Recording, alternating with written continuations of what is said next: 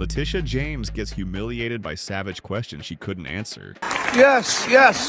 My question is for Tush James. Will you apologize to President Trump for wasting millions of dollars and the state of New York for a witch trial? And how does it feel to know that you will be in prison for mortgage fraud? How's it feel?